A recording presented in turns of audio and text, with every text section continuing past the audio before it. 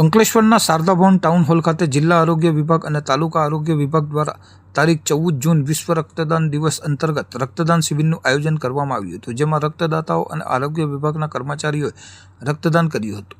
સમગ્ર વિશ્વમાં 14મી જૂન વિશ્વ રક્તદાન દિવસ તરીકે ઉજવાય છે.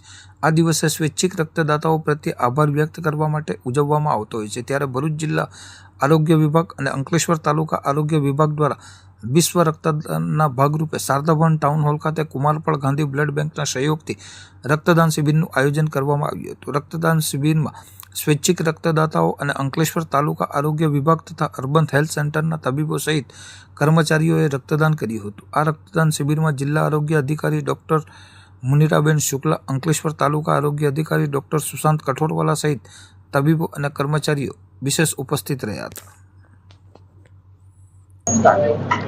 નમસ્કાર, હું ડૉક્ટર મુનિરા શુક્લા, મુખ્ય જિલ્લા આરોગ્ય અધિકારી, આરોગ્ય શાખા, જિલ્લા પંચાયત ભરૂચ. તારીખ 14/6/26 વિશ્વ રક્તદાન દિવસ 14મી જૂનના દિવસે આપણે ઉજવીએ છીએ.